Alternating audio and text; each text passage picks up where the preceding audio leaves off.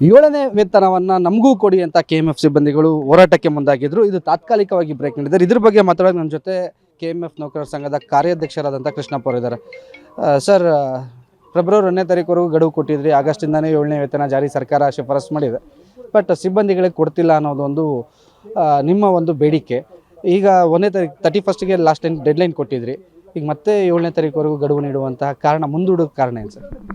Sir, ಇದು actually ನಾವು ಅವ್ರಿಗೆ ಗಡುವು ಕೊಟ್ಟಿದ್ದಲ್ಲ. ನಮಗೆ 1ನೇ ತಾರೀಕು ಫೆಬ್ರವರಿ 1ನೇ ತಾರೀಕು ಒಳಗೆ ನೀವು ಮಾಡಲಿಲ್ಲ ಅಂದರೆ ನಮಗೆ ಮುಷ್ಕರಕ್ಕೆ ತುಂಬ ಒತ್ತಡ ಬರ್ತಾಯಿದೆ ಜಿಲ್ಲಾ ಹಾಲು ಒಕ್ಕೂಟಗಳು ಮತ್ತು ಕಹಮ ಘಟಕಗಳಿಂದ ಅಂತೇಳ್ಬಿಟ್ಟು ನಾವು ಅವರಿಗೆ ಲೆಟರ್ ಕೊಟ್ಟಿದ್ವಿ. ಯಾರಿಗೆ? ಕಹಮ ಅಧ್ಯಕ್ಷರು ಮತ್ತು MD ಅವರಿಗೆ. ಇದನ್ನು ಅವರು ಏನು ಮಾಡಿದ್ದಾರೆ, 1ನೇ ತಾರೀಕೇ ಮುಷ್ಕರ ಮಾಡ್ತಾರೆ ಅನ್ನೋದು ಅದು ಮಾಧ್ಯಮಗಳಲ್ಲಿ ಬಂದಿದ್ದರಿಂದ ನಾವೇನು ಮಾಡಿದ್ವಿ, ನಾವು ಆ್ಯಕ್ಚುಲಿ 1ನೇ ತಾರೀಕು ಮಾಡ್ತೀವಿ ಅಂತ ಕೊಟ್ಟಿರಲಿಲ್ಲ. ಅದು ಒತ್ತಡ ಇದೆ, 1ನೇ ತಾರೀಕು ಮಾಡೋಣ ಅಂತ ಒತ್ತಡ ಇದೆ ಅಂತ ನಾವು ಅವ್ರು ಕೊಟ್ಟಿದ್ವಿ. ಅವ್ರೇನು ಹೇಳಿದ್ರು, 3ನೇ ತಾರೀಕು ತನಕ 2-3 ತಾರೀಕು ತನಕ ಟೈಮ್ ಕೊಡಿ, ನಾವು ಸಾಲ್ವ್ ಮಾಡ್ತೀವಿ ಅಂದಿದ್ರು. ಅಷ್ಟೊತ್ತಿಗೆ ಇದು ಮಾಧ್ಯಮಗಳಲ್ಲಿ ಬಂತಲ್ಲ, ಇದು ಯಾವ ಥರ ಬಂತು ನಮಗೂ ಒಂಥರ ವಿಚಿತ್ರ ಅನ್ನಿಸ್ತು. ಆದರೂ ಕೂಡ ನಾವು ಮಾಧ್ಯಮಗಳಲ್ಲಿ ಬಂದಿದ್ದನ್ನು ನಾವು ತೆಗೆದಾಕಲಿಲ್ಲ. ಆದರೂ ಕೂಡ ನಾವು ಇಲ್ಲಿ ಬಂದುಬಿಟ್ಟಿದ್ದೆ.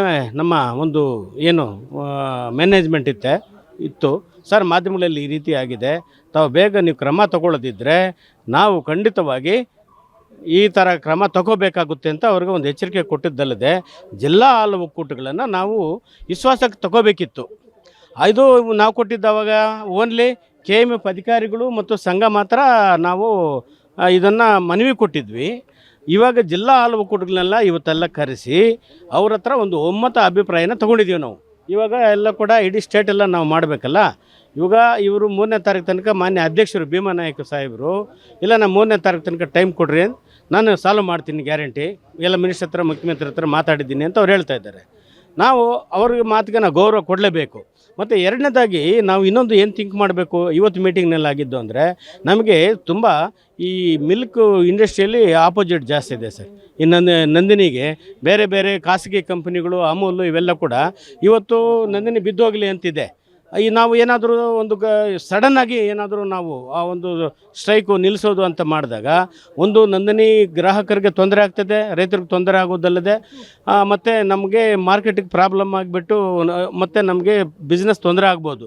ಈ ವಿಚಾರವನ್ನು ಗಮನದಲ್ಲಿಟ್ಕೊಂಡು ಅವರು ಹೇಳಿರುವಂಥ ಒಂದು ಮಾತಿಗೆ ಗೌರವ ಕೊಟ್ಟು ನಾವೇನು ಮಾಡಿದ್ದೀವಿ, ಅಟ್ಲೀಸ್ಟು 7ನೇ ತಾರೀಕು ತನಕ ಅವ್ರು ಗಡುವು ಕೊಡೋಣ, 10ನೇ ತಾರೀಕು ಮತ್ತೆ ಸೇರಿ ಮತ್ತೆ ಏನಾದರೂ ಇದು ಆಗಲಿಲ್ಲ ಅಂದರೆ ಆವಾಗ ನಾವು ಯಾವ ಥರ ಹೋರಾಟ ಮಾಡಬೇಕು ಇಡೀ ಸ್ಟೇಟ್ ವೈಸು ಅಂತ ರೂಪಿಸೋಣ ಅಂಥೇಳಿ ಇವತ್ತು ರೈತರ ಹಿತದೃಷ್ಟಿಯಿಂದ ಮತ್ತು ಗ್ರಾಹಕರ ಒಂದು ಏಳಿಗೆಗಾಗಿ ಸಮಸ್ಯೆ ಹಿತದೃಷ್ಟಿ ಇಟ್ಕೊಂಡು ನಾವು ಈ ರೀತಿ ಡಿಸಿಷನ್ ತೊಗೊಂಡಿದ್ದೀವಿ ಸರ್. ಅಂದರೆ ಈಗ 7ನೇ ತಾರೀಕುವರೆಗೂ ಕಾದು ನೋಡ್ತೀರಾ, 10ನೇ ತಾರೀಕು ಮತ್ತೆ ಮೀಟಿಂಗ್ ಮಾಡ್ತೀರಾ.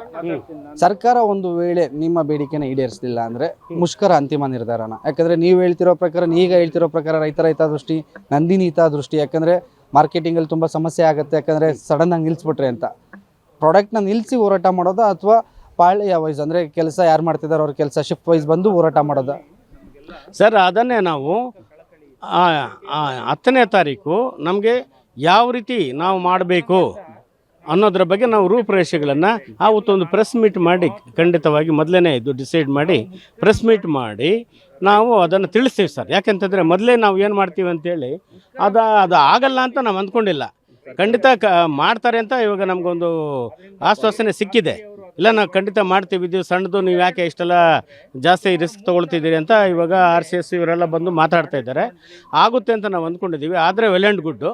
ಆಗಲಿಲ್ಲ ಅಂದಾಗ ಆವಾಗ ನಾವು ಖಂಡಿತವಾಗಿ ನಾವು ಮೀಡಿಯಾಗೆ ಖಂಡಿತವಾಗಿ ನಾವು ತಿಳಿಸಿ ಹೋರಾಟ ಶತಸಿದ್ಧ. ಹೋರಾಟ ಅದಾಗಲಿಲ್ಲ ಅಂದಮೇಲೆ ಹೋರಾಟ ಇದ್ದೇ ಇದೆ ಸರ್, ಅದರಲ್ಲಿ ಎರಡನೇ ಮಾತಿಲ್ಲ. ಇದು ಕಾರ್ಯಾಧ್ಯಕ್ಷರಾದಂಥ ಕೃಷ್ಣಪ್ಪ ಅವರ ಮಾತು. ಕ್ಯಾಮ್ರಾ ಪರ್ಸನ್ ಯಶವಂತ್ ಜೊತೆಗೆ ಮಾರುತಿ, ಪಬ್ಲಿಕ್ TV, ಬೆಂಗಳೂರು.